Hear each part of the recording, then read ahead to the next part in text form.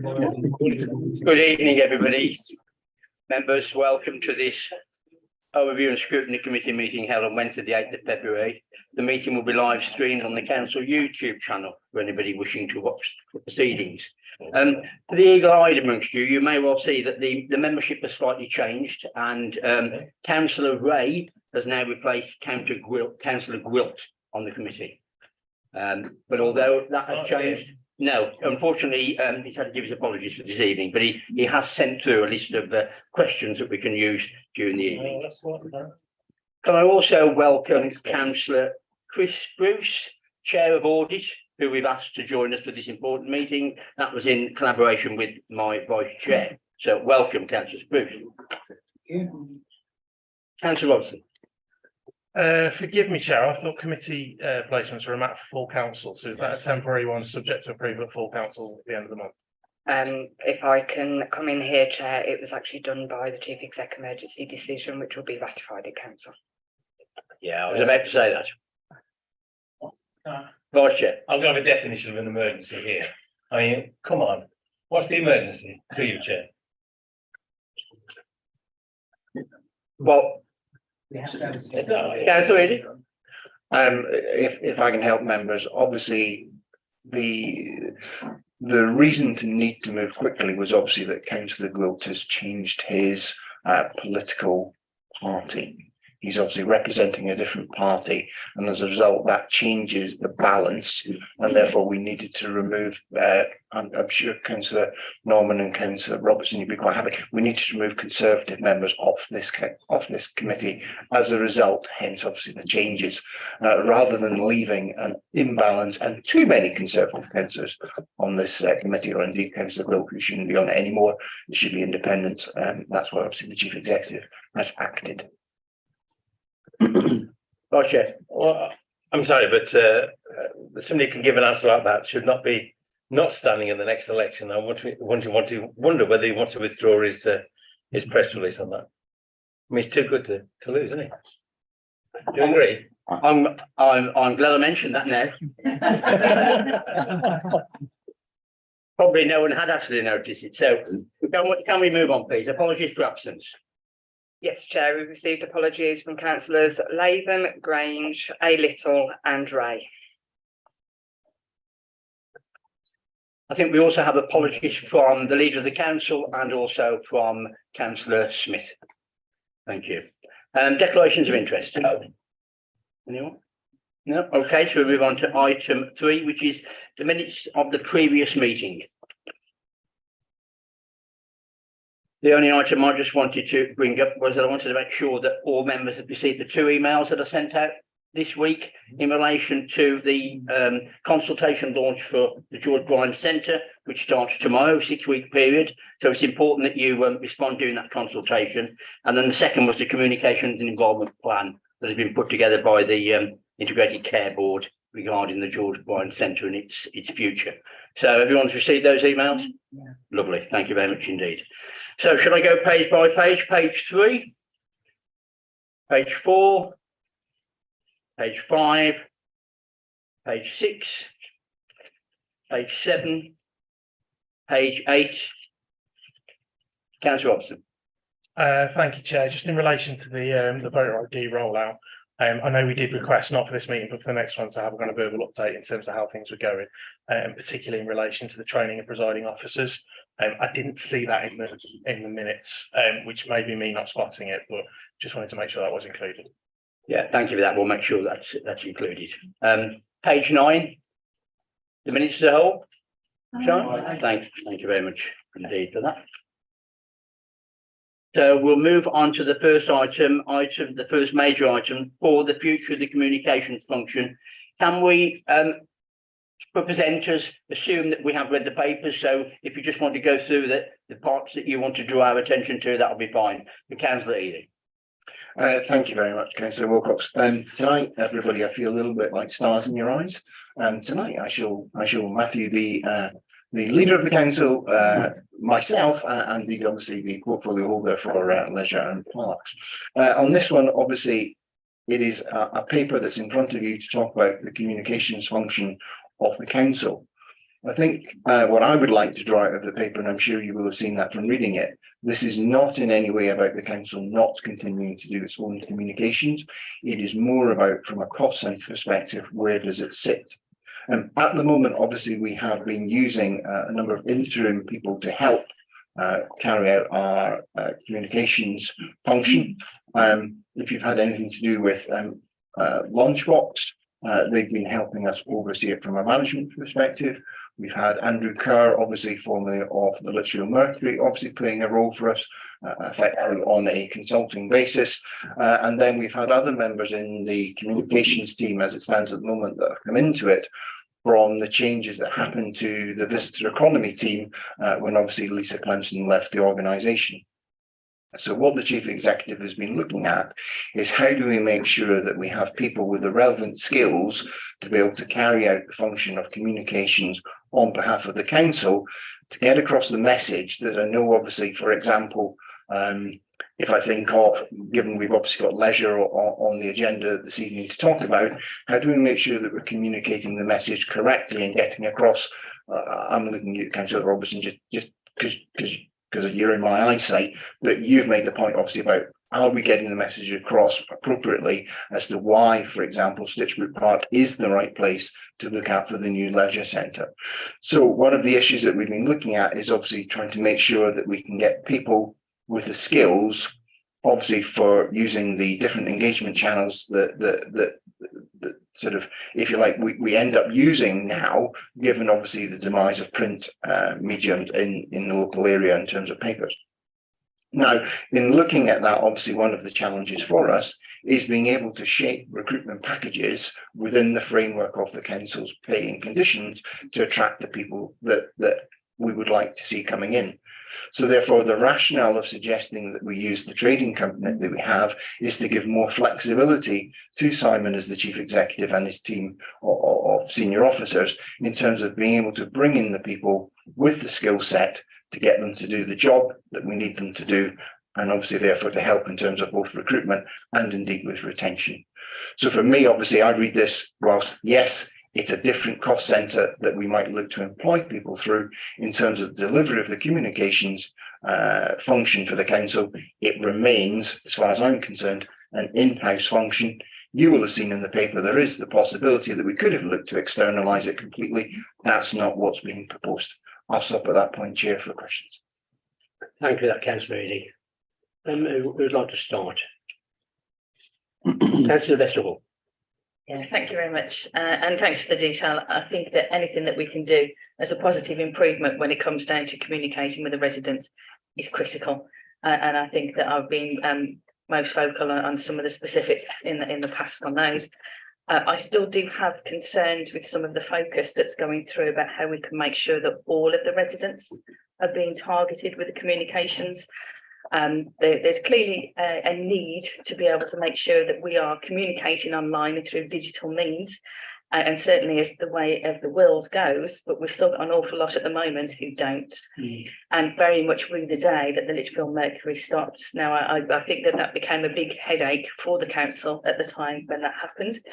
Clearly not in the publishing business, but we do need, I think, to give some careful thought to making sure that we're not excluding any of the community. That's the first one. If there's anything else that comes to mind, I'll come in a minute. All right. Thank you. No, thank you for that, Solicitor Vesterhall. Quite agree. We can't be digital alone, purely on the grounds that obviously we need to recognise that there is an element of our residents who choose not to use that as much as those who actually just are not in a digital space. So we need to find ways to continue to do that. I would point out, obviously, an example, and I know I'm kind of opening the door here for Councillor Norman to highlight that it wasn't recyclable in itself, but obviously when we needed to communicate about obviously the Christmas waste collections, we were able to put a physical print item out to all residents in the district, and I'm sure obviously the point that Councillor Norman made at the time will have landed, and that we need to make sure that going forward they are actually recycling themselves. Thank you. Anybody else? Councillor Robertson. Thank you, Chair. Yeah, I welcome this coming to this committee. I know it was discussed briefly in private session at the last employment committee, and I think it is really important that overview and scrutiny gets a look at this, because this is a significant strategic decision that council's making and needs to be one that is discussed in this forum. I must say I'm not convinced by some of the arguments that are made within this. I know there's significant talk within it about engaging more with people online and through kind of more novel platforms online. I think when we look at it, I've just checked, we don't have a TikTok channel yet. We've got 218 people signed up to our YouTube channel. I mean, one of those is me. Although that is one more than the last time I made that comment. So, you know, things are clearly moving. We have a grand total of 137 followers on Instagram. Twitter's looking a bit better. It's just over 10K, and Facebook is 6K. So we are currently not reaching the numbers of people that we would hope to. I'm sure all of us around the table are also really interested in being able to make sure that we're talking to voters, we're talking to people who were elected to serve. I'm not convinced, however, that firing this into the LATCO and hoping that because we can all of a sudden change some of the way that we attract people will make the change that we want it to. I think the major concern that I have is that comms isn't great in this council, and I'm not trying to criticise an individual there. It would be inappropriate for me to do so. But if we look back across the last year, we've had the absolute fiasco with the blue bags, which a lot of communications wasn't there, which led to a lot of residents having their bins not collected. That was a significant source of concern for a lot of people across the district. We've had, I know you've already mentioned, Councillor Eady, the issue that we still haven't really taken control of that narrative and managed to get the message out there about why Stitchwood Park is the only choice for the new leisure centre and why it can't be built outside. We've had this week the situation in my ward regarding CCTV, where actually there was no communication from the council unless it was sought externally coming in. I don't think that taking this further away from members is going to meet any of those challenges. The way to naturally grow that online presence is through having meaningful two-way communication with people. And I don't think that taking this further away from members, however approachable and however appropriate our managing director of the company who's sitting next to you is, I don't think that taking this away from members is the step in the right direction. I think that actually what we need to do is really look closely at how we are communicating with the in-service team. Now, I know that there is some talk about, you know, a way of generating revenue through the LATCO. I would suggest that actually the better way for us to be able to access that is to say, well, actually, if there are people out there who are going to be able to come into a trading company on that kind of profit-making footing, so that we can go off and we can do those campaigns and we can, you know, LWMTS, whatever it is, can go out and make those funds, and potentially we can contract with them as a council.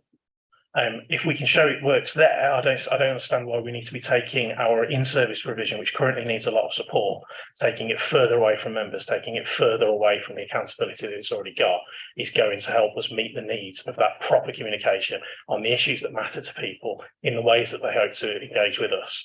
Because if we can do that, that's how all those follower numbers are going to work. And I think that actually one of the key parts of that is the link to the community, which is sitting around this table and not necessarily sitting in a LATCO, which is more opaque than the council. Thank you for the points, Councillor Robertson. I think the only thing I might view differently to you've used the phrase taking it away from members. I said earlier on in my introduction, I view this as, in essence, which cost centre are effectively the people employed through, because this, for me, the communications functions is not, as far as this paper is concerned, being taken away from members. It remains obviously a function that is delivered by this council. Taking my point off, it's a different cost centre. It will still have a portfolio holder. That portfolio holder still must come in front of this committee if you choose to obviously wish to receive a paper or explore an issue. So members absolutely will still have visibility. I think, again, for me, the reality of why this is being looked at is to give more flexibility about being able to recruit and retain the people with the necessary skill set that helps us do all the things that you are talking about and identifying that you know, we have to put our hands up, that we've fallen down on. That's what we want to address. And the way that we can do that is by obviously bringing in people with the necessary skill sets. And to be able to do that, the better route for us to be able to do that, to shape packages for them, is to look at using the cost center of the trading company. But there is, for me, absolutely, there's no taking away from members. They're absolutely still going to be engaged. They're still a portfolio holder. You as the committee can still have any information and delve anywhere you like to do. It's only from with the greatest will in the world, which payroll are they sitting at? Councillor Robertson, do you want to come back? Thank you, Chair. Yeah, just to go back on that, Councillor Reedy. The point I was making is it's further away from members. And apologies if I misspoke at that point, because the simple fact is there will be more levels between members and the people actually doing the communicating. My concern is that this is one of the key functions that we need to complete as council, and if we're not communicating to our residents, that's where things start to go wrong, and we've seen that in a variety of cases over the last year or so. In terms of attracting those people, if we want to attract additional people into the trading company, I don't see why we can't attract people into the new trading company. If this is going to be a service that we contract with our trading company to do, I don't understand why we need to transfer staff out of where they are at the minute, where there is that kind of very clear link between people working in the same building, between people in the same email system. I don't understand why we need to transfer those people in. If we can attract people into the LATCO, we're going to be able to do this, and we're going to be able to contract with the LATCO to do it. Brilliant, do it, go ahead, come back to me in a year, or come back to this committee in a year and say, you know, we've for the last year or so, we've done a dual stream type of thing. We've had the people in-house doing these things. This is what they've been able to deliver. We've had the people in the LATCO doing these things. This is what they've been able to deliver. Therefore, at this point, we consider it appropriate to put our in-house team over into the LATCO as well. I don't understand how that would be. I don't see that there would be a particular problem with doing that, and it would allow us a proper evidence base to be able to make that decision on, particularly when communications is so important, and particularly when it does have the problems that we've seen with it in the last year.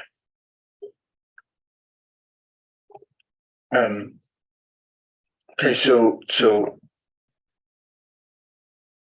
I think in the sense of it, obviously at the moment, I think the two notable points in terms of that's leading the communication team as it stands today, they are not council employees. They are effectively on contracts. What we're obviously trying to look to do is to improve that position and make them employees, but to get them to engage and shape packages for them using the LATCO is a more effective way for us to get them on a permanent footing. In terms of being able to move people over, obviously, employment committee have considered some of the implications that's involved in that.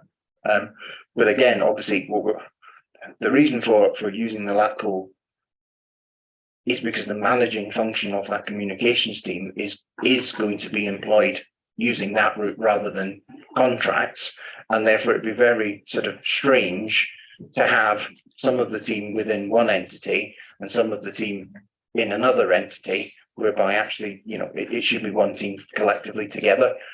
So it's keeping it as a collective team in a place whereby we can remunerate appropriately to get people on a permanent basis rather than obviously on temporary or contract. Councillor Evans.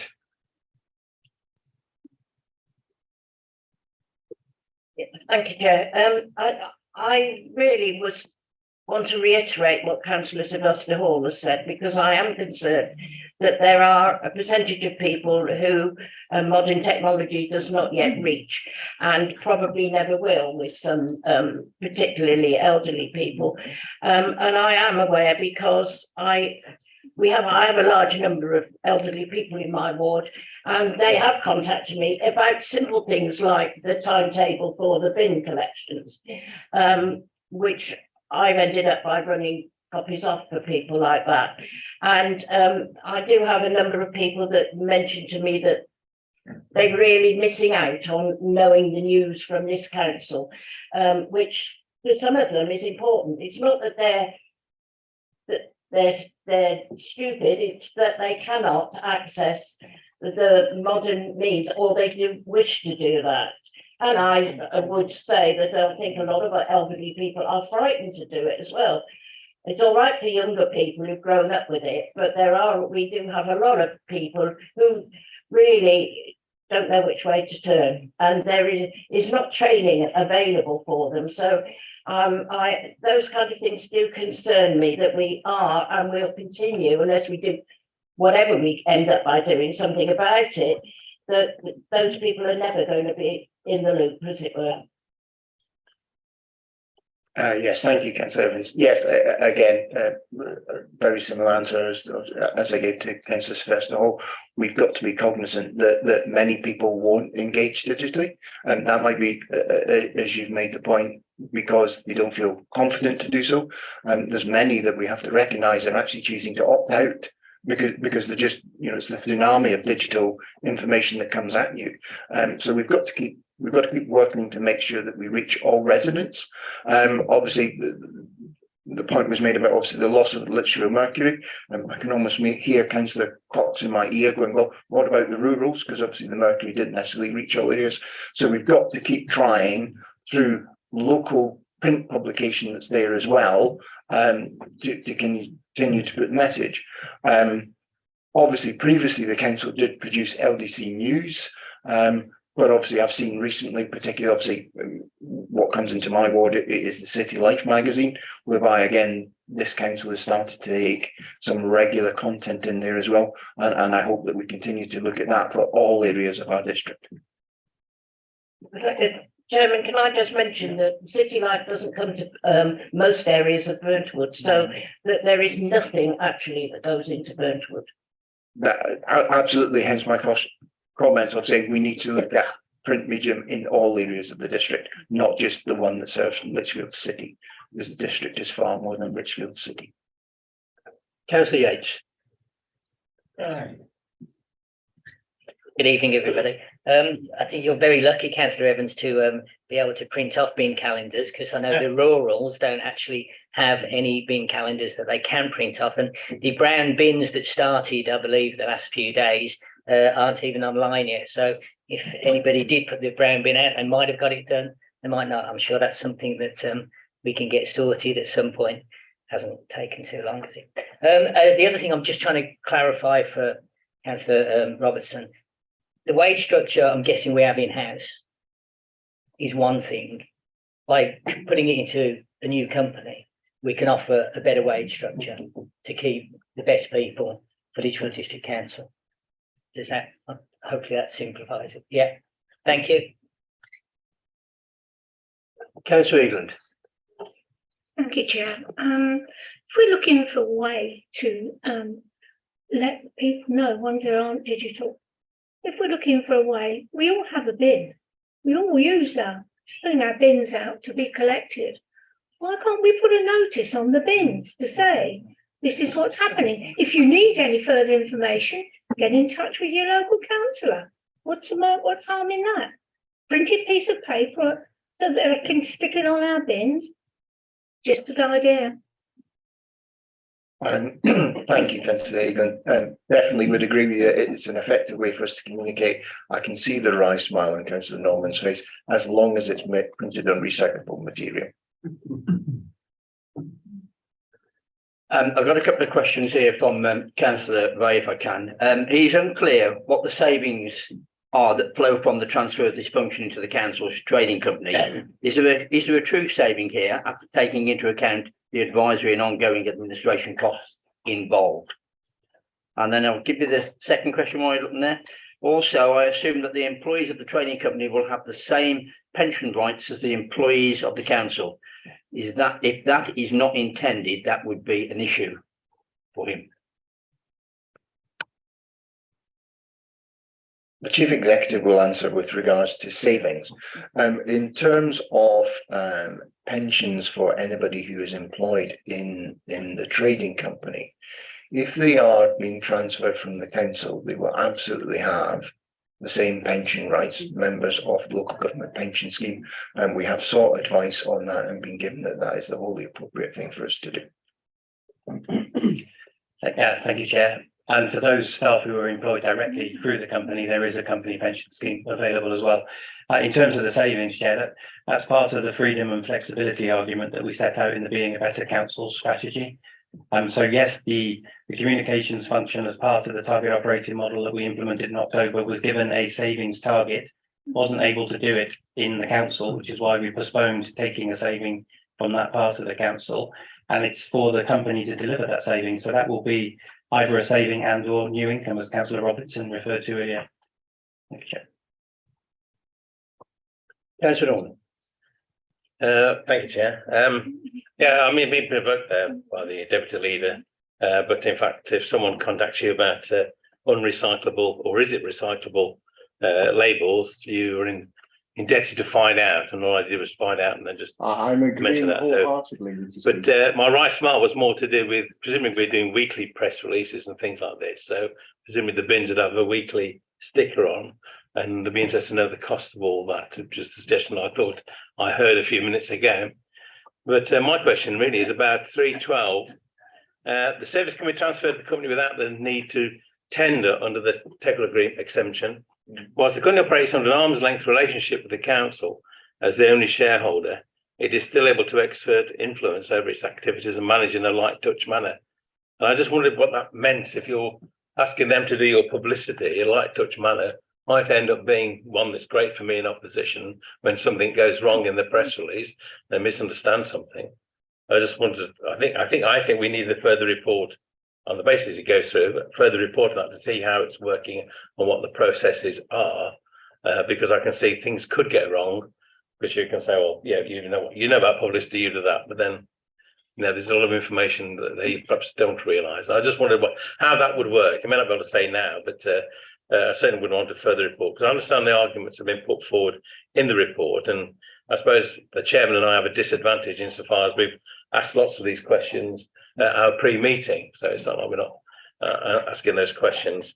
I'm not going to repeat them, but that one is a it's much a good question. You're having to come first, so I'll leave that there for you. No, it's not.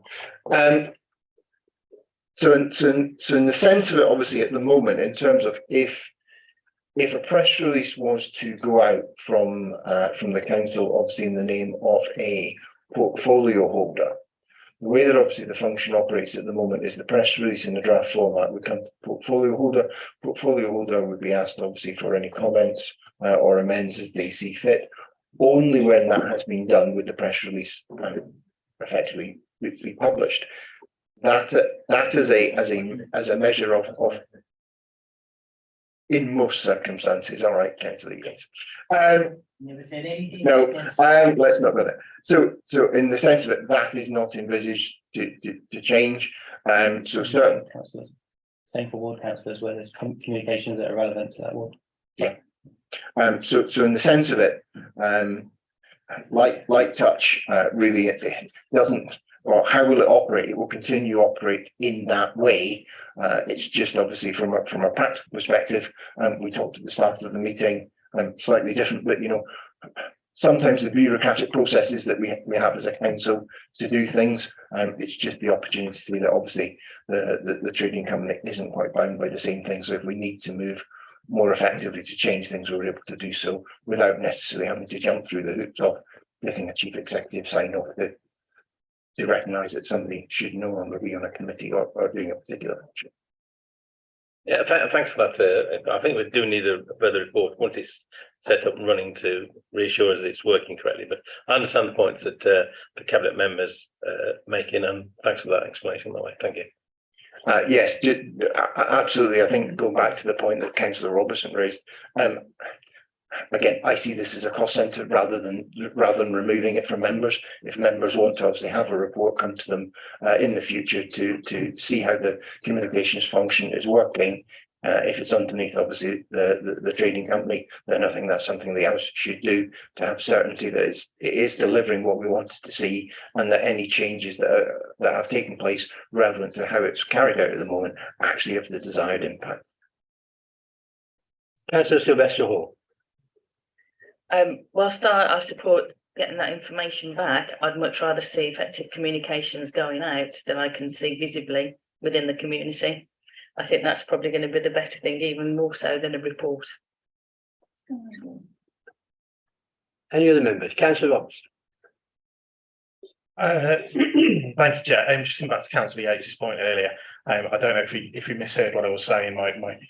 My question wasn't about what the benefits of outsourcing something were. It was about the strategic impact of this decision, which I will state again. I do have some serious concerns about, particularly when we look at the focus that's going to be on using influencers.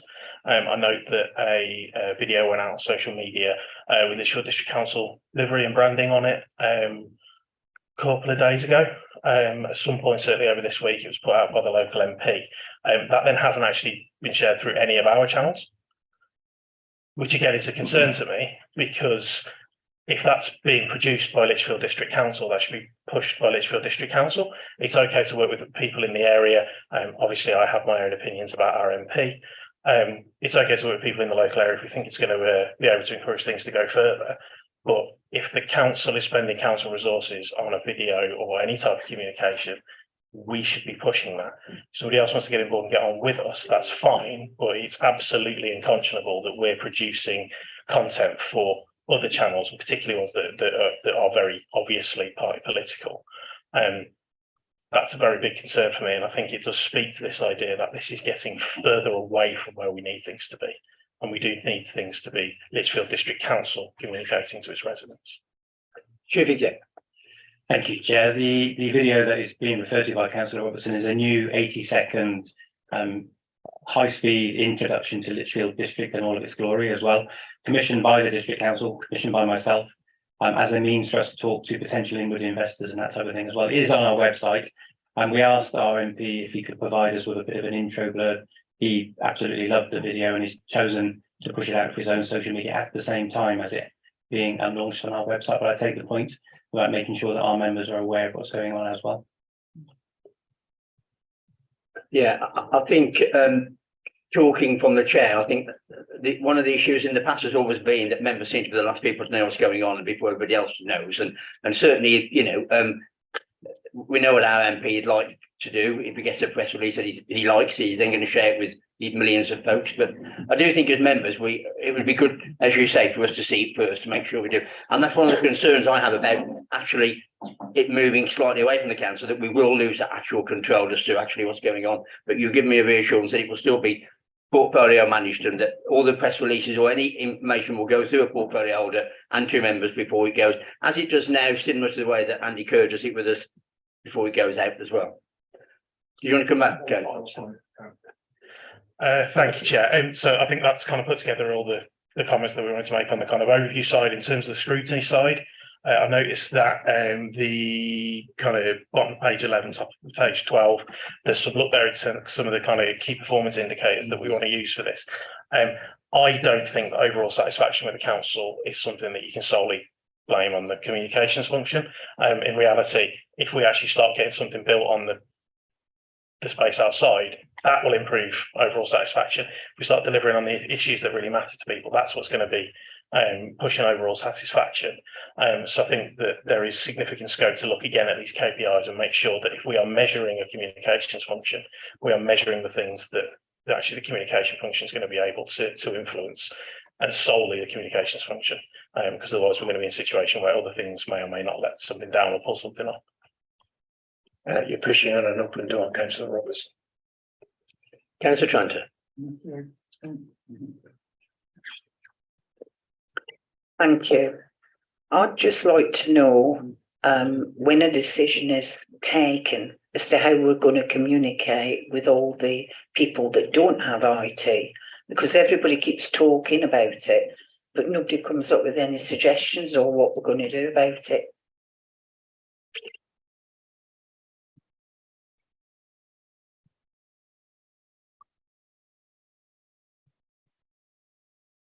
I've asked Simon basically to outline, Councillor Tranter, what the communications plan looks like going forward. So I'm listening to what members have said tonight about their concerns that those people who are not IT literate are not getting access to. So we will take away that challenge, I suppose, from members this evening to think about how we can do it. I've been texting with Christy Timms about the bin tagging. And if that is something that makes a difference and it lands messages more successfully, we will look to do that. And obviously we will look at the cost of doing that as well, because it's not insignificant. But essentially, I suppose my commitment to the committee this evening is that I hear what you're saying about your concerns about those people who don't access IT. The communications plan that Councillor Reedy has referred to will make sure that we can be as accessible to all of our residents as we possibly can. So I will take that away as a challenge and come up with some ideas as to how we can do that in an affordable and a consistent manner. Councillor Norman. Yeah, I'm just thinking of those poor residents of Meath Valley and some in Hamwich with the Wall who might be confused. Can I ask if was Mr. Fabricant the only MP covering our district that was asked to be in this video, or were any other MPs? I can't think of any, but any other MPs that might have been asked as well? Through your chair. So I asked Michael Fabricant specifically to write APs because essentially one of the first ideas that we had about creating a video to talk about our district was to challenge the Cabinet Office in Whitehall as they're discussing moving central government departments out of Whitehall to consider Lichfield. So that was the starting point. And I asked Mr. Fabricant his views on that. He loved the idea, he loved the video and said, can you please put an intro to it, which we welcomed. And we haven't shared it with any other MP at the moment, but I can do, obviously.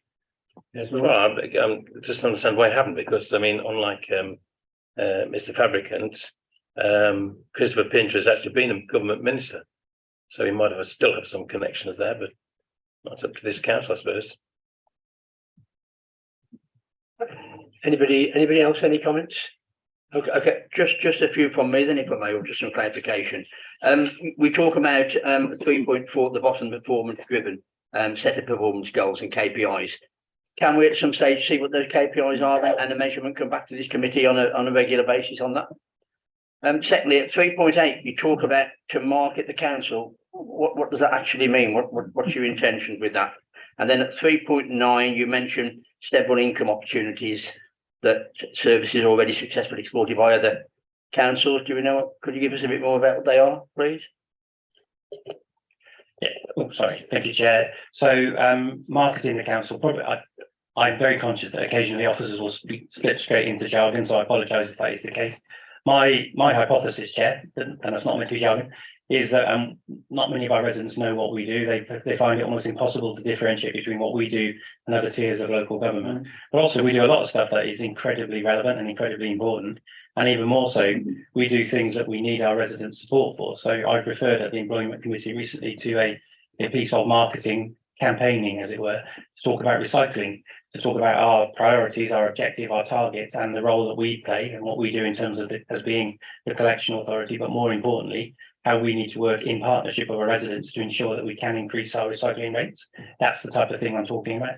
There are so many services that we could talk about and talk about the impact that we have, and also through that marketing campaign, provide greater access to those same services to residents who are currently not aware of them. That's the type of thing I would like us to think about. And then in terms of income, I don't have specifics, but I know that we are regularly asked if we would like to get involved in some sort of sponsorship deals and things. And again, lots of local authorities will take the opportunity to use their estate as advertising billboards effectively. So you see that on roundabouts, you see that in car parks and that type of thing as well. We would like to investigate that much more effectively, I suppose. And that doesn't mean agreeing a billboard and then it's standing there for the next 10 years and people commenting on the fact that the advert was now out of date, but being agile and frequently jumping on these opportunities where they come about. Okay, Councillor Yates. Yeah, just one thought. When you get the new team and the new people in, is it possible that they could talk to members to find out what the issues are in each in particular ward, that they might be able to communicate that, and also by talking to them how it might be best in certain wards, because we know that some are younger, some are older, and they might say, well, if we can get information that way, that would really help us. So. Absolutely no objections to doing that, Tom. Another one from myself, the measure, when you talk about overall resident satisfaction, and keep residents informed, and your targets that you've put there, which are stretching probably from the position that you set yourself. If you don't reach those targets, will you feel as though you failed in that area, or will there be some explanations for why you haven't achieved that target? Chairman, I'm sure you'd forgive me the comment. I blame the portfolio holder and hold them fully to account. It's a councillor D. Pullen. Thank you. And just finally from me, when we talk about the financial implications, what sort of numbers of team are you sort of looking at, given the budget that you've set there in the operating model? Where we're looking to build up to is a team of 5. Appreciating at the moment we've got 3 people that we expect to go over and then 2 vacancies to fill. Okay. Anybody else? Are we all finished and had our say on this one then? Okay. So the recommendations that is that from us, from the cabinet, is that the 2.1 and 2.2. Are we happy with those? Aye. And the comments that we've got going back to cabinet as well, please. Lovely. Thank you very much indeed. Sorry. That latter point, yes, the comments go. Yes, certainly, yeah. Thank you very much. So we move on to item 6, which is the new leisure facility. Sorry, No, no. item 5, I'm getting ahead of myself looking at the clock. Item 5, which is the community infrastructure levy, still allocation 2022. Thank you, Chair. Yes, it'd be a shame to miss out my own actual paper of the evening, but there we are. As all members are aware, when development happens in our district, we levy an effective tax upon developers, these days called the Community Infrastructure Levy, or SIL for short. That money comes to us once properties have been completed for the purposes of paying for the infrastructure that development drives the need for. We as a council obviously have a decision in terms of how that money is then allocated into what projects. And as you can see in this paper in front of you, we run a bidding process whereby people obviously put applications in for SIL money. And the last one I'm sure members will remember was an award that was made to Fradley and Streetheigh for a new community centre, as well as an award going to Lichfield and Hatherton Restoration Canal. So that obviously that can improve and see them bring forward that important blue-green corridor for the district. This is obviously looking paper-wise in terms of the £1.45 million that we currently have accrued in terms of SIL monies at this point in time. We invited obviously bids to come forward. We were oversubscribed in terms of the number of people who wanted to put in for it, and therefore obviously what our process is that we would score the bids based on a number of different criteria, and therefore obviously we would look then to make an award obviously relevant to the bids that were scored. It is important, I think, as far as I'm concerned, that we seek your views as members as to whether or not you feel we are awarding in the right areas. And therefore, obviously, I wanted to bring this paper to you because you are part of the governance process in terms of before Cabinet looks to make any decision in terms of an award, so that I could hear your views. You will see, obviously, in the paper details of the bids that were submitted in Table 1 and how they were ranked based on the criteria that we use in analysing those. You will then see obviously some information pertinent to the 2 bids that at this stage I would propose with your support to say to Cabinet we should award the SIL money to that we have available at this particular point in time. There is a section obviously in the financial implications. What I would say to you members is I know it's there and I know it's my report. I do have a feeling that it's not appropriate to the discussion that we are seeking to have, because the award of SIL should be based on the criteria and the merits of the projects that are sitting in front of us. I think if we want to discuss the financial implications that come from the award, appreciating the principal award would be to Lichfield District Council and creating new leisure facilities. I think with your agreement, Chairman, that might be a better discussion when we're looking at some of the other papers but I will be led by you. At that point, obviously, I would sum up by saying, obviously, as you can see in the table and in the paper in front of you, the three top scoring bids in terms of meeting our criteria, which is obviously looking at community use and the number of people that will benefit from it, is obviously Lichfield District Council in terms of delivering new leisure facilities and community activities. A joint second bids came in obviously from Chasetown Football Club in terms of bringing forward additional 3G pitches. And for anybody who was previously on the leisure overview and scrutiny and can remember, obviously we commissioned a study to look at the number of 3G facilities that we have in the district. We were short by 2, according to the Sport England report. So again, an award to Chasetown Football Club helps us address that shortfall. The joint second scored bid obviously was improvements that the County Council Highways Department wished to do, but obviously I'm proposing to you that we award to Chasetown, because obviously we do not have the SIL money at this point in time to be able to support the County Council Highways bid, but we could obviously support the Chasetown bid.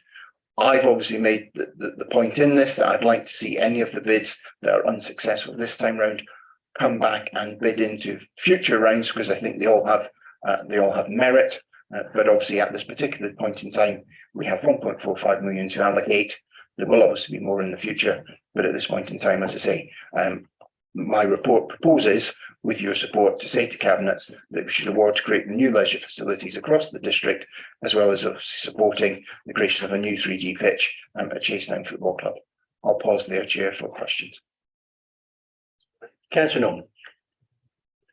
On the pedantic point, I'll prefer to use the abbreviation KIL, because it is the Community Infrastructure Levy, not the Community Infrastructure Levy, and also gets me back to all those times that members refer to CISWO instead of KISWO, the Coal Industry Social Welfare Organisation. I shan't refer to KIL too often, except that just not clear, and look back at the Cabinet report on how the scoring happened. The problem with having, and I did support it at the time, the Strategic Infrastructure Group, is that it is slightly less transparent. As I say, there's not, I remember there, and I'm a bit suspicious, and there was allusion to it earlier, about all these leisure activities which will benefit Lichfield District on the basis that will bring in some income. The criteria, as I understand it, is to support neighbouring people and supports priority of shaping place, developing prosperity, and so on. And I just can't understand, and I've sort of got a local hat on here, I suppose, to a degree, why the Oak Community Pub, as a community pub, scored so low. So I think, give me some idea on that reason why that's scored so low. I would be grateful. But I say I'm suspicious about all these leisure ones getting through, rather than those other ones that are on there. Reassure me that you're doing it right, please. Yes, thank you, Councillor Norman. Absolutely, the scoring is done by officers. So I don't think you're asking the question, but I'd offer you the reassurance there is no political interference. I think in the sense of obviously how we've looked to score it. Again, some of the criteria is in terms of deliverability of the project, whether or not it's relying on other funding. Obviously, there is a judgment call made in the sense of how many people will use the particular facility. I know obviously you touched on obviously the redevelopment of obviously the former public house in Burntwood. It was not a factor that influences the scoring, but obviously what I would highlight, being quite close to that in terms of trying through the Burntwood Town deal to look to see that forward. We have specific funding obviously identified that we're looking to draw on to do that. An amount of money that's specifically identified in the UK SBF bid that was signed off, and equally as well in UK SBF, there was a sum of 1.2 million identified obviously for, it's using the phrase incubator space. And I know and indeed the leader have been very clear to the chief executive it would be wholly unacceptable for that money to be spent solely in Lichfield. A proportion of that needs to go into creating flexible office space in Brentwood as well. So certainly in my discussions with Brentwood Town Council, the thinking that we've been looking at to bring that project forward has been to use the UK SBF money for the ground floor element, the community space, and to look at diverting some of the incubator space money to address obviously the upstairs and create flexible office space. So it's not overlooked. If anything, it's in a better position with the other bits. As you know, And just on my suspicion about the leisure, all those leisure ideas helping LDC, and they're not certainly non-political way, but with the profits there, obviously leisure services is a non-statutory service that we don't need to carry out. But I'm not saying we shouldn't be carrying it out, but there seems to be an awful lot of things there which I've seen got through the system. Just could you help me with that one? I think On table 2 for. Yeah, no. In the sense of it, obviously, the way that the bid has been evaluated, as far as coming in from Lichfield District Council itself, it's come in as a package, not as individuals. So therefore, obviously, this was tabled by the I'm not going to call them the major projects team. That's probably not the correct phraseology these days. But it came as a package of leisure activities that would come out of any award of money. It was not this one, and this one, as obviously the detail in table 2. It's come as a whole. Councillor Evans. Yes, I do recognise what Councillor Eadie has said, and I also recognise that sport and leisure are very important elements to fund, particularly as we are being told all the time that people haven't had the leisure facilities and have not been actively involved in sport that they should have been. But I am still disappointed that nothing has been allocated to two major improvements in Birchwood, which we've been promised on a number of occasions for years. People out in Birchwood do feel that they've been ignored and neglected, and they feel that that has happened for years, because we've had a number of houses built, but we're not getting the infrastructure that we require and the improvements that are necessary in what is called Birchwood Town Centre. Some people would argue that it is, but that is what it is called. And it is really disappointing that people will look at this and feel that Birchwood was missing out. It is important that we continue to press for funding within Birchwood, and I understood that BTC were encouraged by cabinet members to apply for the funding for these two issues, number 9 and number 11, and nothing has come about from it. And when people actually realise that they're not getting what they were hoping for, they are going to be probably quite annoyed, but certainly very disappointed. On the table 2 that is on page 21, I just wanted some clarification as to why it says on priority 6, resurface Birchwood Court, and it says the location is Beacon Park, which it obviously isn't, but that is, it refers on the option paddle tennis. So am I to assume that that was a priority 6? It was there, but it was removed because the paddle tennis was considered to be more important. Because again, if Birchwood Courts do need resurfacing, then we need to know that the money will eventually be available. Thank you very much, Councillor Evans. With regards to the reference in priority 6, in terms of the location, I thank you for highlighting it. It's lacking the word Birchwood and Beacon Park. So both would be done under the proposal. In terms of highlighting the two items missing out in terms of items 9 and items 11, obviously item 9 is Staffordshire County Council looking to effectively fund road improvements. As the Highways Authority, they do happen to have money and a dedicated fund to do that.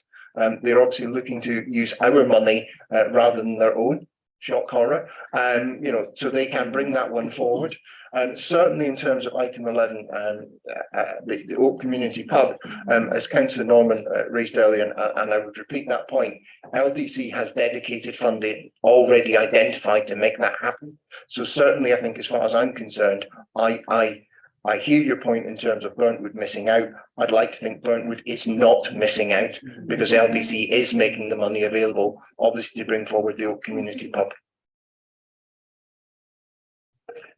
Before we go any further, I just need to probably declare an interest that on number 9, Staffs County Council and Burntwood Improvement Scheme, I was the creator of pushing for that bid to come forward from the County Council. So I just need to make you aware that I declare that interest on that. Okay.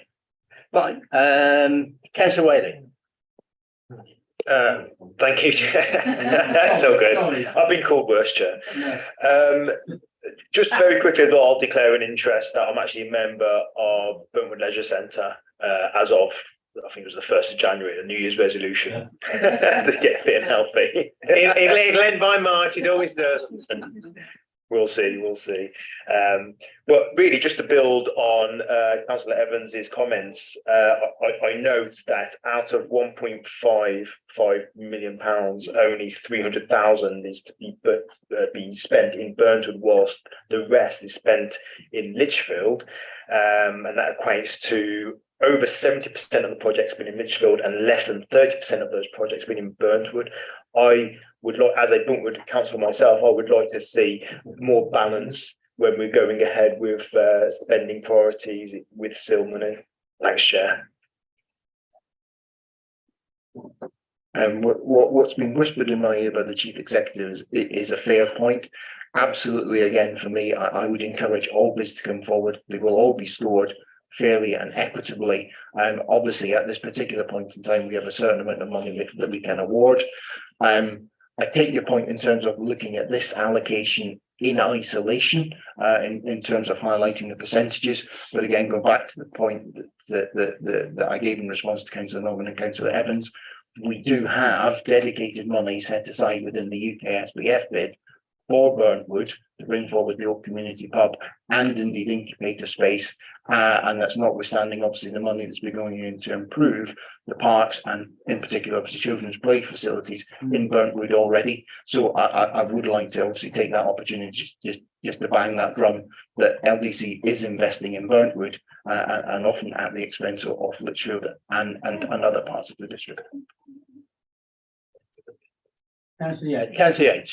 Thank you. Just to make the people of Burntwood feel a little bit better, I noticed the rurals have got absolutely, zero. That's zero from my calculations. If you could just confirm that, Councillor Eady.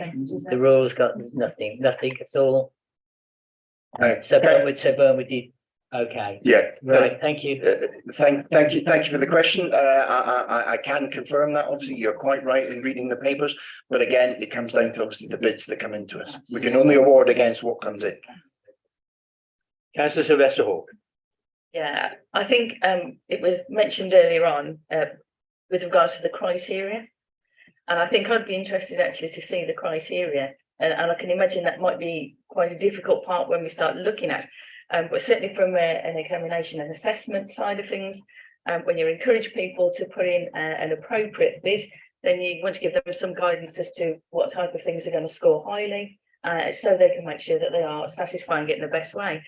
And when I looked at some of the disparity in these figures, I did think that there must be something amiss somewhere in the amount of information that we're sharing to be able to guide people, like education. I guess what I'm doing at the moment, so that you can help and support them by knowing the criteria better themselves as to how they can satisfy and demonstrate it, and hopefully encourage it. Now, it might be that some of the weighting in some of those aspects may be more fairly sort of equitable across the piece, with certain factors. So I think I'd be quite interested to see what the criteria is, if that's possible, notwithstanding some of the things that you said earlier on. But equally how much we actually pass that on to people who are submitting the bids as well. Since I'm that pension, people still talking about assessment when they need to. Yes, indeed. Every child matters. Thank you. Thank you for the point. Obviously, the criteria is available obviously on our website, but I think I'm going to look to the chief executive and make a commitment that he'll get somebody to do, which is both to send round that criteria to members and equally as well the scoring matrix in its totality to send round to you. I think obviously if members look at that and through you, Chair, feel they would like to revisit the criteria, I think that's something that would be an excellent thing to do. If you maybe, I'm not suggesting how you look at obviously your agenda, but if you could do it after the May elections, that'd be lovely. Thank you, Chair. Councillor Yates. Well, I'm hoping, and I'm sure it's already in place, that whoever is taking over the comms team will be supplying us and the residents with the criteria in future. Councillor Robertson. Thank you, Chair. Yeah, just picking up on that point. I don't know if members remember when we looked at this last year when we were given the criteria. So we have seen them. We have looked at them before. The first question I'd like to ask is what changes have been made to those this year as compared to last year? None. Yes, no, I was given an assurance last year that they would be looked at because one of the points that I raised then was that the bids that came from the county and district council scored significantly higher than those from the communities. And I was given an assurance that they would be looked at to see if there were any changes that could be made so that because again, if we look at this, the bids that have scored the highest are again ones from the county and the district. So that's something that clearly needs looking at and leads me into my next question, my next statement, which is to say that they are clearly wrong. I have never had an email. I've never had any communication from any resident of this district to say that they really wish there was a climbing wall.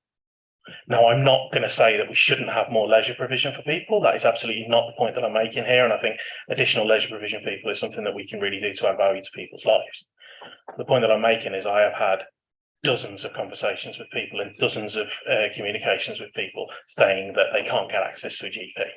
I have had significant numbers of people, I've seen significant numbers of people online concerned about access to GP provision. We know that Westgate is already one of the largest practices in the country because of where it is. And there are two bids on here, neither of which we're proposing to spend any money on, which will widen access to GP services, particularly when we look at the national context where actually access to GP provision is a significant concern nationally, plus the fact that we know it's an issue locally. I cannot understand how we have any scoring system which is not allowing those bids to score higher. And particularly when we look at this, I am hugely supportive of Chasetown FC. I've enjoyed it every time I've been up there. It is a great club doing great things, and I think the new ownership are really pushing it in a positive way. But I am quite sure that if you spoke to significant numbers of people around the district, they would say that actually Chasetown being able to play on 3G is a lower priority for them than being able to see a GP, particularly when one of these bids is for £70,000 for additional GP provision, which granted will go into Lichfield City, and I'm aware of the need for more geographical fairness with this. But also when we look at particularly the one around the Brighton bid, that's for a significant addition of new properties. Now, again, those new properties aren't built and there will be still allocation coming from those, so potentially something can be looked at later. But I have massive concerns that one of the issues that is live, that is a real issue, which is affecting people in their day-to-day lives now, particularly with an ageing population, as we know we have in the district, access to primary care is something which should be very, very, very high up the agenda. And it doesn't appear that that has scored high enough here. So clearly our scoring criteria that we are using is not matching the needs of the people in the district, because if it was, they would be scoring much higher, and we would now be funding additional GP provision in the district, which a lot of people would welcome. So that is something that we do absolutely need to look at, and absolutely need to look at very quickly. So certainly ahead of the next set of bids. Thank you, Councillor Robertson. I think if I go with where you started in terms of did we make any changes this time round? No, because we made changes in in making the award last time round, which was picking up the fact that obviously in particular the Staffordshire County Council had made bids in the previous round looking for funding effectively to replace what they'd already spent on King Edward's and Netherstowe expansion of schools. They were just seeking to recoup funds. We said that was wholly inappropriate and we wouldn't do that. The purpose of obviously in my eyes, the purpose of this is to invest in infrastructure, and therefore we do want to see that come forward. I think we've already discussed, and I would encourage members to do that if they have concerns. Let's have the criteria back in front of the committee. If we want to look at them again, let's make that change before future rounds are done. I think obviously, and I'm going to take off. I'm going to take off the community infrastructure hand, put on the economic development and the wider piece, if you will allow me to do so. We know that obviously it's not just buildings; it's the lack of actual GPs. I hope that. Far be it from me, I won't be here, but I hope the next council after the May elections considers whether or not we do look at things that support our young school leavers to pursue careers in the medical profession, that obviously would fill the gap that we have as a nation in terms of not enough GPs for people to see, let alone obviously premises. I recognise that problem, and I hope the next administration of this council will look to put some money behind helping people, such as I'm going to make the suggestion of bursaries and so on. You want to come back, Councillor Robertson? Thank you, Chair. Thank you, Councillor, for your comments relating to that. I do remember last year turning down the two highest scoring bids, which both came from Staffordshire County Council, on the basis that the things were already up. And I know that actually one of these bids is for something which, even with the quite open interpretation of infrastructure in the legislation, one of these could in no way ever be considered to be infrastructure, so it would be very difficult to fund it. I know that we did turn that down last year. It was a recommendation from council that we didn't accept the two highest ranking bids, which I think again means that potentially the cabinet should be looking very closely at this before it goes ahead to them, because we know for a fact that there are people who are struggling to get GPs. We know that is a real issue. We know that it then has significant knock-on effects in our hospitals. We know that people are waiting for God knows how long at A&E and all those other things because of the lack of access to primary care. So I think that's something that if we can make sure that that comment goes very strongly to cabinet, because in terms of the priorities of our residents, I think we know that's going to be much higher than some of the, albeit very nice stuff that we want to see. I'm quite comfortable that when my residents talk to me that which one they would prefer we look at. So I'll leave that to you and cabinet members to discuss. Members, can I just say, I mean, the points that Councillor Robertson made are well made. I mean, are we supported that we need to go back and look at the criteria again, or that criteria to come to this committee for us to look at for future rounds of contributions still? I mean, Councillor Special. Yeah, originally that was what prompted me to raise that. It's the actual weighting of it and the success criteria, how those marks, how that figure is arrived at, it is what I think is the most important part. Okay, I mean, the thing for me always has been that for members, we don't seem to have a lot of involvement in this part of the business, or we don't seem to see it until we get the papers to say this is where the money's been allocated. And there was a time when cross-party, we had a committee that collectively looked at where the bids came from and how the money was spent, not always to actually to work with officers in putting forward the bids that we wanted to see supported, and quite clearly, if Councillor Robertson says that we're not listening to the community, then we need to look at that again. And for me, it's just that lack of us as members knowing. And I mean, for those that have got ideas come forward within their wards, did you know as ward members that these were coming forward? So I think that's probably an area where we need to, a new council needs to look at what involvement can we have as members in relation to where this money is spent cross-party wise, so that we feel as though we have at least have some input into how it's decided upon where the money is going. And that's something else. And you know, I'm looking at members here, they're nodding that that's perhaps something that should be looked at going forward. Yes, absolutely. I mean, I think we've touched on this several times now, and I'm sure you will look to schedule that going forward into your new committee cycle in terms of bringing the criteria back. In terms of what I think you've just mentioned, obviously their chair used to be known as the Joint Member Officer Group, JMOG. I might slightly disagree with you in terms of it gave all members opportunity to input, because of it, from memory, it was just the 4 chairs of the overview and scrutiny committees as it was at the time. And when that was removed out of the structure, the change that was made was to bring it here to overview and scrutiny, so that it was cross-party member engagement. Obviously, what I'm seeking here tonight is your views as members, particularly obviously as Councillor Robertson has made the point, to be able to get that passed back to Cabinet before they make a decision. Councillor Robbins obviously alluded to last time round, we didn't award to the top 2 bids. From memory, and I would need to check it, I think we actually didn't award to the top 6 bids. We went to 7, 8, and 9 because they had better merit than the 6 for various different reasons. Again, the purpose of me coming tonight is to hear your views as members.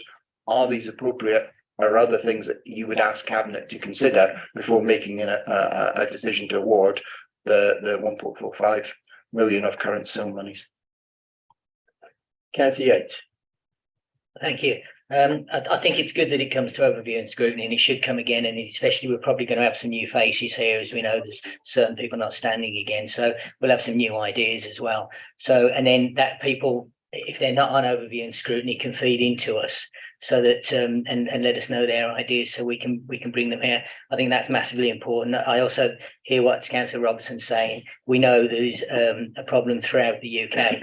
Getting to appointments with doctors, but I also think with what we're doing is investing in sport and leisure will hopefully reduce numbers in years to come, as long as people don't fall off the climbing wall, which I believe is something that has been asked for, and is something that is again, from a commercial point of view, is a good thing, which hopefully will feed back more money into leisure. But I do hear exactly what you're saying, and yeah, that is a massive problem that needs to be looked at. Maybe not by us, maybe by people a bit in different places, but thank you. Councillor Trent. Thank you. I just wanted to comment on the climbing wall. I speak to teenagers and young persons daily, and they would love to have a climbing wall. And so I don't know who Councillor Roberts had been talking to, but I don't think it's the youth that's in Burnwood. Please withdraw that comment. That's not the way this committee should work. Please withdraw that comment. Okay, I'll withdraw. I think there's a happy compromise in all of this, and what I would say is that the sporting facilities that we're seeing put in place in Lichfield and in Burnwood and in Chase Town, in that sense, because Chase Town's facility will be used by everyone, all the community, and they do that now. So will the work that's going on at the leisure centre, and it is all around health and well-being. But I do take the point that it does seem to be overly directing into one area, rather than perhaps having an opportunity to look a bit more wider at it. So, as I said, Councillor Eadie, if we can look at in future perhaps a different way of dealing with this, and somehow having more member involvement at an early stage, looking at the bids as they come in. The other point I was going to make: how do we now communicate back to the people who've made bids, those that were unsuccessful? Is there a do we give any feedback as to why their application wasn't successful? Any key pointers for the next time they put in a bid? The answer in my ear is yes. Councillor Norman. I've been on lots of interview panels, that's to say, interviewing people, learning much more than I ever could. And there's always a problem with how you get the right job. We did this at a place I shall mention not here, whereby we're going to have a point system. Okay, you have a point system. The favoured candidate, clearly the best, I think, probably, was the one who didn't get it. They came second. But they wanted to change this thing. We said, no, you have a point system. Yeah, so you have a system here, you have points. Points mean, okay, well, you have a point system, you trust it to others out of the political arena, if you like, political arena, certainly, to actually make those decisions, and then you don't like the answer. So obviously then you look again and think, oh, that can't be right. And this means, I think, you'll get to want to renew or review the criteria every year. So I'm just saying, the transparency is this is how it works. this is the score it got. Can you see where this didn't happen? I just look back at the scoring there, but there's nothing about health and well-being as such on the strategic plan. I think it might be in the strategic plan, not on those papers there. So if there's no applications for GP funding, as far as I can see, then obviously it's not going to get anywhere. And if that now is a more important because of lack of funding elsewhere, so it's down to anywhere we can get it. In this case, build more houses, get some help for GP funding. That's a different thing. But if you were to have a system and then you pass it on to officers to come up with a score, and you trust them to do the job correctly, and they can be questioned, of course, because they're all human. You know, so they could complaining afterwards when the result isn't what you wanted, as it were. By the way, I was going to offer discounts for people from Clifton Campbell at the Oak Community Pub to share that kill money. Then I realised the Green Man might suffer, so I've decided not to suggest that. Having a refurb, Oh right, well they don't need it. having a big refurb, and he's gonna have a village shop there as well. Oh dear. Oh, dear. Did you want to make any comeback on that, councillor? No, I think Councillor Norman, I really appreciate the observation. I know, and the chief executive has discussed it, that I have pushed officers to independent, obviously assess the bids, and the results as they've assessed them without political interference is what's in front of me. Anybody else want to come in before we? So are we happy with the comments that we've given back to Cabinet in relation to SIL and the way in which it's dealt with and in future areas of SIL and how that's looked at? We're all happy with not going back? Recommendations, yeah? Yeah. Okay, thank you very much indeed for that. Thank you. The next two items, folks, are the new leisure facilities, Stitchwood Park, and insourcing leisure provision. If we get into the realms of financials, we'll need to wait until we go into confidential at the end of the meeting to deal with that. So if you can keep your questions away from the finances for the next two items, keep them in your mind, and then we'll use them when we get into confidential, but not while we're actually discussing them now if we can. So the next one is item 6, the new leisure facility, Stitchwood Park. Councillor Ely. Again. Thank you, Chairman. You've just made a comment of stay away from the financials, and the whole purpose of this paper is to a certain extent financial. As members are fully aware, the council applied for LUF funding in the first round and were refused. We applied in the second round and were refused, and certainly not for a technicality or not filling in forms correctly as was implied. So we obviously find ourselves in a situation whereby Councillor Norman made the point, I think it was earlier on, of saying leisure is discretionary spend. It is a discretionary spend for this council. Councillor Robertson, in speaking to the previous item, highlighted the issues obviously of accessing of GP, and the point was made as well of turning around and saying, well, leisure creates an opportunity to lead healthy and active lives, and if we can help our residents to lead healthy and active lives, hopefully they will be in less need of medical intervention in later life. The council has made a commitment, obviously, to bring forward a replacement for the Friary Grange Leisure Centre.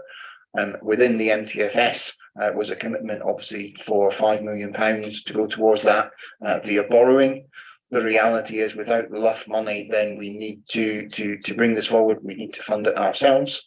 Mr. Thomas, obviously, in conjunction with the chief executive and his team, have looked at the possibility of obviously the council using £10 million of internally borrowed monies to deliver that leisure centre. And in reality, obviously, what this paper is doing is making the ask that we look to do so. Thank you. Who wants to kick this one off then? Yes, it's me then. Councillor Robertson. Thank you, Chair. I'm going to start with a thank you, actually. The items 3.4, 3.5. It's really nice to finally see that somebody from the council's written that down. I think the one that we really need to highlight, though, is the final bullet point of 3.5. Is that when we looked at all of the parks that the council owns in Lichfield, or all the spaces which are of an appropriate area, not an appropriate size. The analysis came back that there were significant strategic impediments at every single one of them, with the exception of Stitchford Park, particularly when we've had the issues that we have with funding this. Originally, it was, I think when we discussed it in 2019, we were expecting it to be somewhere around £12 million build. Obviously, there's been an inflation crisis since then. That ballooned up to 15 million. North Luff funding twice, and it sounds like we've found a way where we may be able to actually finally get moving on this. So I think it's quite important to recognise that funding has been an issue. It looks like we've finally been able to find something for the cheaper build cost that we're now looking at, and to look at any of the other possible sites within Lichfield City. It would have created significant additional costs, and we would now be looking at a situation where we wouldn't be able to fund a replacement leisure centre. There are a lot of comments out there about why can't we just refer the Friary, which again are discussed in here, but I think that needs to be really clear to all of our residents, because there is a significant question out there about this, which we failed to answer. So I will start by saying thank you for that. In terms of the recommendations that are here, I'll quite happily give you my view on these.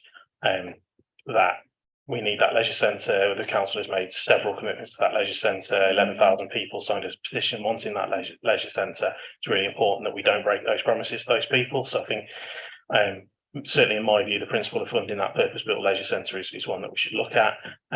The financials being as they are now, I'm on audit member standards. We've discussed this at length there, so I won't rehash that here. I think the delegated authority is also quite strong. In terms of the medium-term financial strategy, I know again we'll be discussing it at council, we'll be discussing it at various committees between here and there. The recommendation here is that the cabinet recommends something to the an updated medium-term financial strategy. We haven't got the fine detail of it here, so it's difficult to make too much in the way of comments on that. But I think the overall is we have to find the funding for this, because we've been waiting 3 years. The contingency that was built in to keep Priory Grange operating is dwindling, and we need to get this up and running. And I think it would be a very strong commitment from this council to potentially be looking at extending that contingency as if it is needed, to make sure that there is no gap in provision. That'll be me. Thank you. I don't think there's anything to come back on there, Councillor Reedy. A couple of questions here from Councillor Ray, if I may. Okay. First of all, what is the view about the longevity of this modular build centre compared to a traditional build, in particular considering that the pool will be stainless steel structure? That's the first one. I'll just do them in twos because there's quite a few. The second one, with the pool structure being set above the ground, how does this impact on energy costs? Will there be greater heat loss compared to the pool being in the ground, and so increased energy costs? I mean, they're pretty technical, aren't they, really? But you can.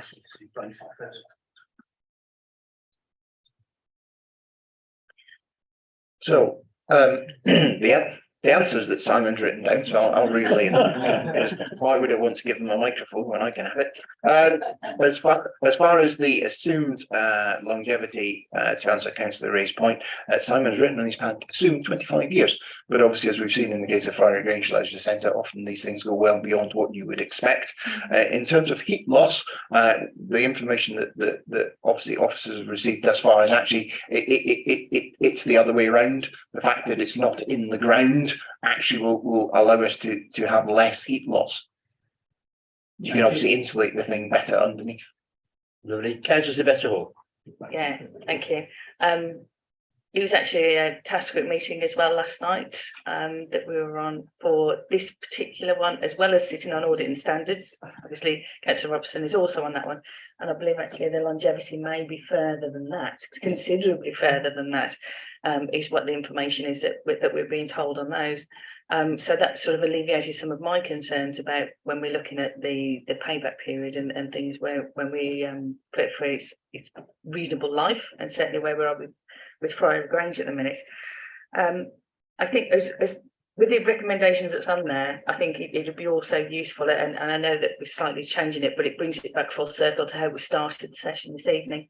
It is about the communication of it, and I think with an awful lot of the projects that we're doing, there's an awful lot of work that goes on in the background that doesn't appear to be that exciting, but actually it is to some people more so than others. And I think that making sure that message is going across. So not just why we located or why we've identified Stitchbrook, but also that we make sure that that communication goes on, and it is.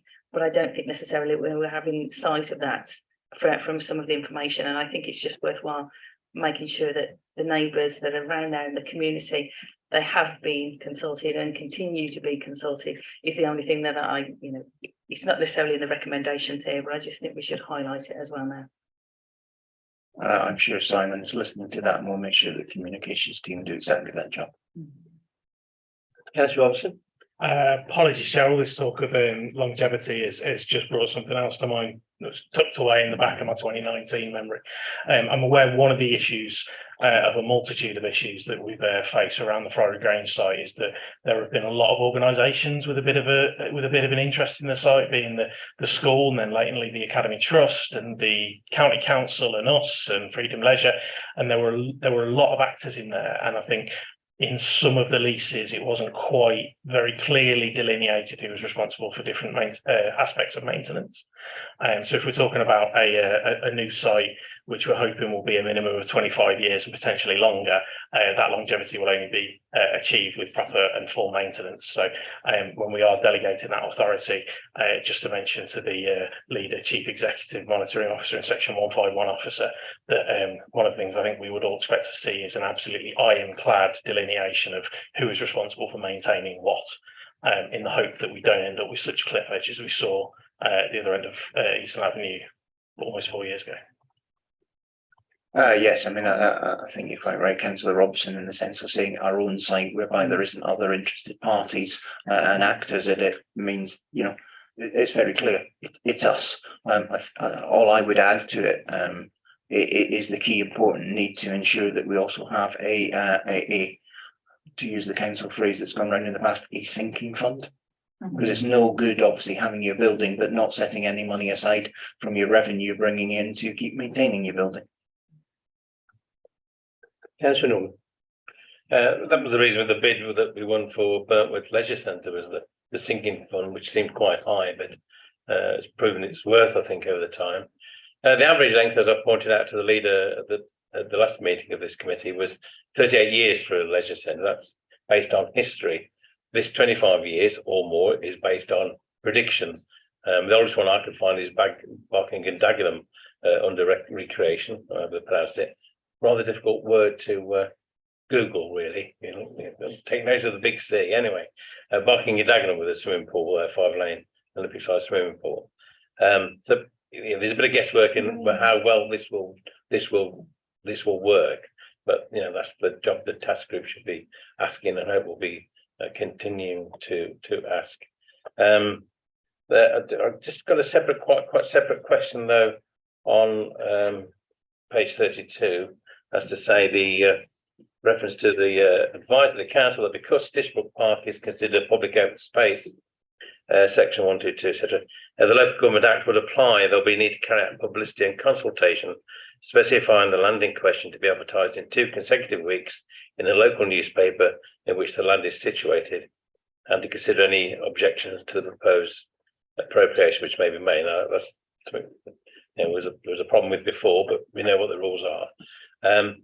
What is the newspaper that the district council be using? Because we have to go the newspaper and not any local digital facilities that would be better and are available.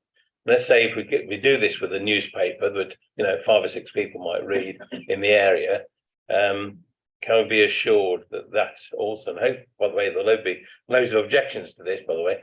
But that it also be well advertised as we can do it as Littlefield District Council with other local media, even if we can't, we're not allowed to pay and so on. Thank you for a near impossible question, Councillor Norman. I think I'm going to take my escape card of saying, obviously on page 32, it talks about the appropriation that's already taken place.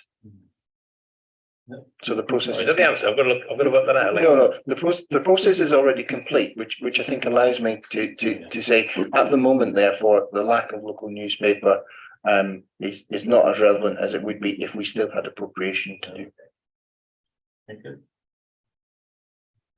Anybody else? Another question from councillor Ray is are we still, or the council still looking to pursue funding for the 4G pitch from elsewhere, be it the Football Foundation, HS2 or Sports England? Is that still being pursued? Yes, Chair, would be the response. Obviously, what we're looking at, and we'll link back to the previous paper in terms of sale allocation. Obviously, some of that is to go towards the football pitch.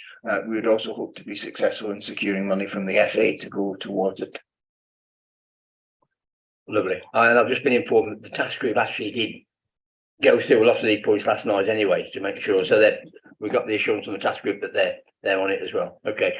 One question from me, 3.15, where it talks about the facilities proposed, and it gives a list there of the items that were there, and it says ideally include. Will it include or possibly not include all those items that are listed there for the outlay of the cost?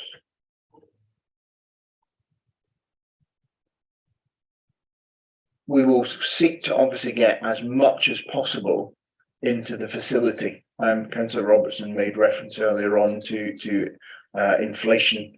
That's obviously affecting building costs, building materials and so on. Obviously, as far as we're looking at here, 10 million is the totality in terms of what the council can go to.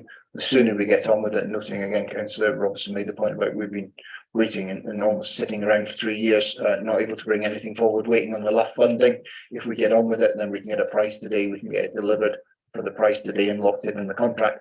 The longer we leave it, the more expensive things become, and it limits what can be done. So, you know, without being funny, let's get on with it.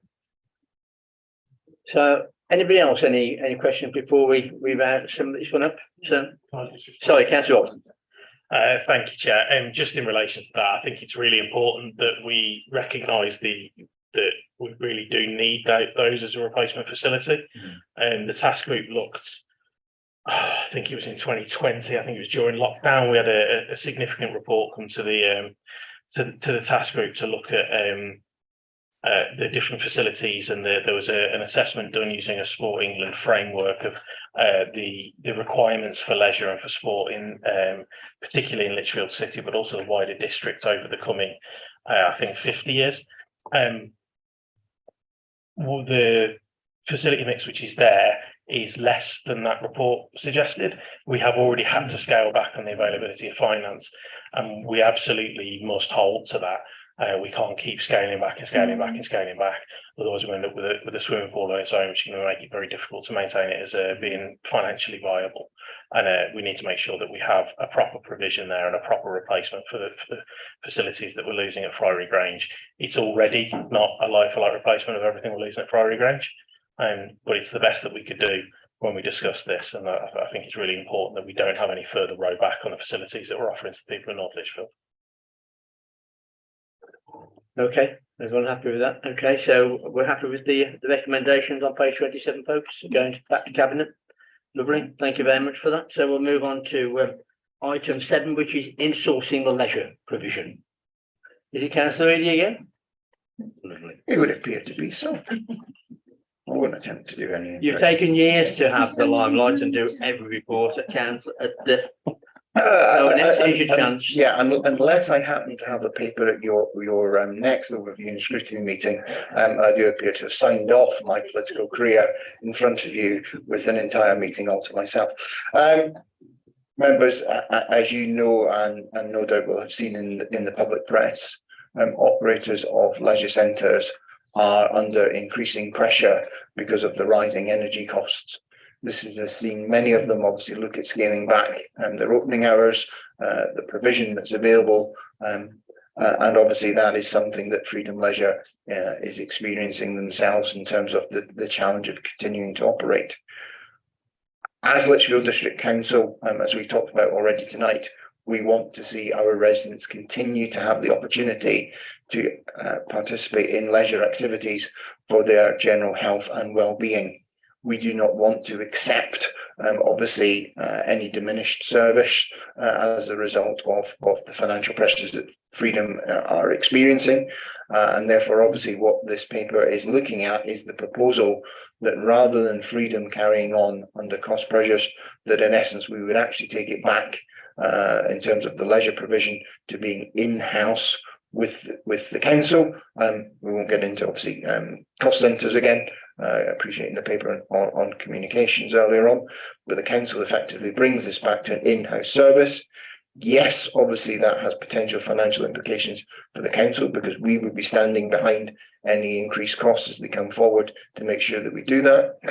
Obviously what we have in terms of our discussions with Freedom is looking at financial compensation from them back to the council to allow them to end the contract. And therefore, obviously that gives us a financial cushion to call upon to absorb any costs to make sure that we keep the access for our residents to leisure as they should have. I'm probably going to stop there. Lovely. Thank you. Councillor Norman. Thank you, Chair. That's the obvious question, although I've asked this question at our pre-meetings with Chief Executive, but other local authorities such as Worcester and others, including those that were mentioned by Councillor Eadie when he said how wonderful this contract with Freedom Leisure was in 2017, have actually given money to the contractors and helped them reduce some services to get through this, because there is no help from the government for these leisure facilities. So the one obvious question is that why are we not doing that? Why are we having to take it back in-house? And the other question then, I suppose, was the contract as good as Councillor Eadie believed it was in 2017?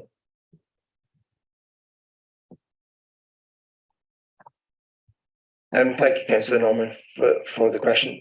In terms of why we're looking at bringing it back in-house, as you've made the point in posing the question, you either give the money to Freedom or in reality you can spend the money yourself. The option that we're looking at, appreciating obviously the wider piece in terms of leisure, is to bring forward a new leisure centre. Freedom's contract is to manage Friary Grange Leisure Centre and Burntwood Leisure Centre. It is not necessarily to manage the new leisure facility. So in reality, what we're looking at is that choice of, do we give them the money or do we bring it back and effectively spend it ourselves? What the paper is proposing is that we bring it back and we do it ourselves rather than giving it to Freedom. We'd have a concern, obviously, long term over the sector if this continues. So therefore, I think from my perspective, we're trying to get ahead of effectively what could turn out to be a sticking plaster by giving the money and then coming back. In terms of the contract that we have with Freedom, what was expected when it was originally proposed is that at a given point in time, Freedom, instead of obviously taking a subsidy from the council, will be making a revenue contribution back to us. In terms of, is the contract worked in the way that was envisaged? No, it hasn't, because obviously the COVID pandemic came along and interrupted obviously not only obviously the use of leisure centres, the ability for activities to take place as had been envisaged when the contract was put into place, and then obviously, as we know since then, because of the war in Ukraine, we have seen energy prices get away. So the terms of the contract, was that contract an appropriate contract for this council to enter into? Yes. Should it have worked in a way that was advantageous for all parties? Yes.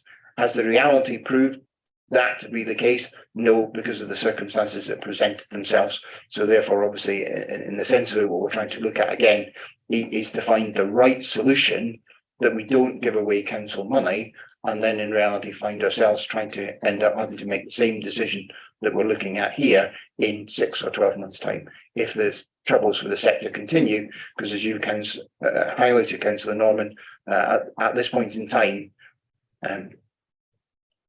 extremely disappointingly, there is no support from central government. Yes, no one, come back. It's still not been made clear to me why Burntwood Leisure Centre cannot still stay with Freedom Leisure when, as I say, Worcester, Selby, I mean, there's a half a dozen other local authorities around the country who may be making the wrong decision, but I have been able to keep the contract going by actually subsidising that cost, which would come to us anyway. Whoever subsidises it, it's the council directly or indirectly through a company like Freedom Leisure.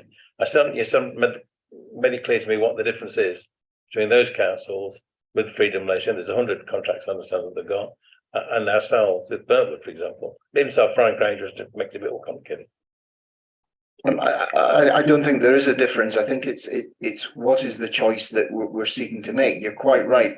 We have given certainly over the pandemic period, we have given subsidy to Freedom Leisure to support them. It becomes a point in time where obviously the choice that the cabinet is through this paper seeking to consider, and indeed obviously hence looking for members' views, is do we carry on giving subsidy over to Freedom, or rather than giving them the money, should we bring it back in-house? And that's really about trying to make a judgment call about saying, how long would you keep giving subsidy for? Will the situation change? Or in reality, could the situation deteriorate in the future? And in actual fact, therefore, you end up with an open-ended checkbook, which may not necessarily be necessary if we bring it back in-house. Councillor Howe. Thank you, Chair. So it's my understanding from what you've just said is in the contract we first had with Freedom Leisure, we should have been at some point receiving revenue from them.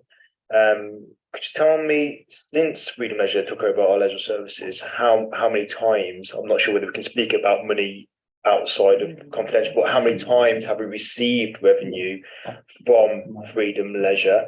And also, would that be a breach of contract? And again, how many times has Freedom Leisure breached contract with us? Thank you.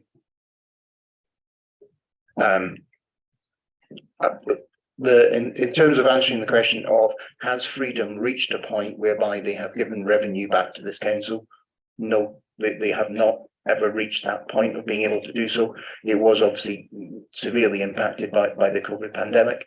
In terms of, I don't think we can talk about any contractual information in public. Yeah, in terms of breach of contract, I don't have that information to answer anyway. Okay. One question from me. At 3.17, where it talks about activities not reaching the pre-COVID levels, how concerned are you with that going forward for the council?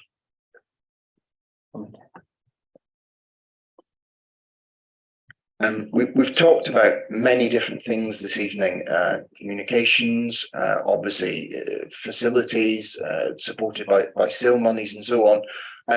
I think obviously there's a key and critical piece for us as the council if we do take back the management of our own leisure centres, which is to encourage people to want to use those facilities. That's as much as about what is there, making them aware of what's there, investing in them, and indeed getting your pricing right. At the point, in 2017, when the contract went out, there was no such operators or private gym facilities of the discount nature that exist in the city today. So you've got to be conscious of your pricing point to encourage people to give them the flexibility to use it. Councillor Sylvester Hall. Yeah, avoiding any of the financial side of things for now. I am aware in particular that with Leisure Centre, notwithstanding all the things that you've just mentioned, that they have had a number of issues of antisocial behaviour locally. And I think that working with our colleagues in the police and their work as well, that would be something that I think will be absolutely critical to making sure that we're making it as attractive as possible, affordability, but also safety. Councillor Robson.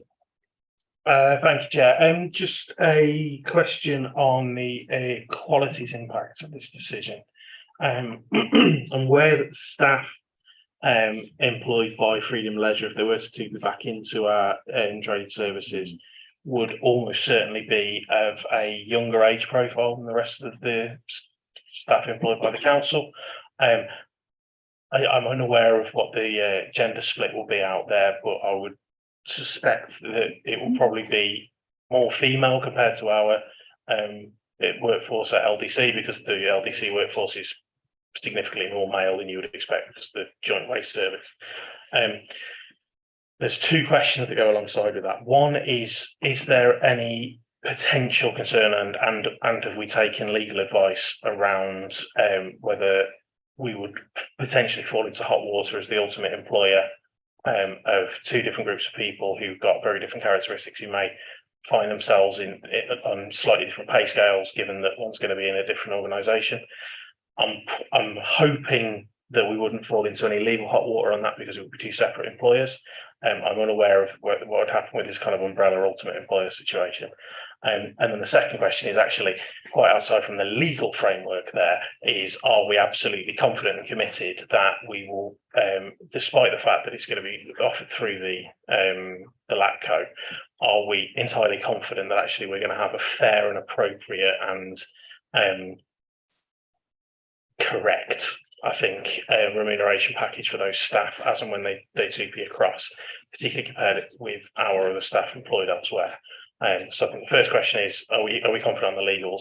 And the second is, do we have that confidence and that commitment that any remuneration that we do put in when people TP across will be fair and appropriate with our other members of staff who are employed centrally?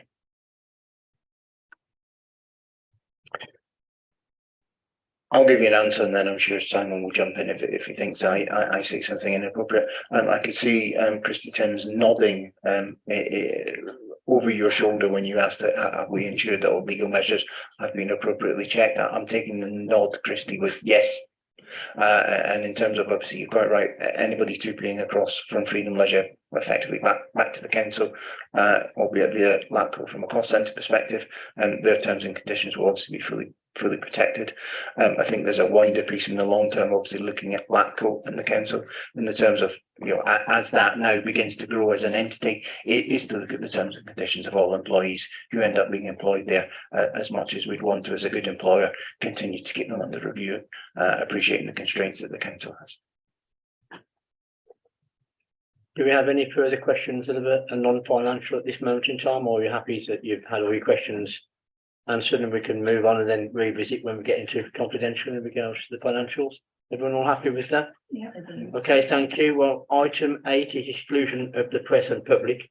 Resolved that as publicity would be prejudicial to the public interest by reason of the confidential nature of the business to be transacted, the public and press be excluded from the meeting for the following items of business, which would involve the likely disclosure of accepted information as defined in paragraph 3 of part 1 of Schedule 12A of the Local Government Act 1972.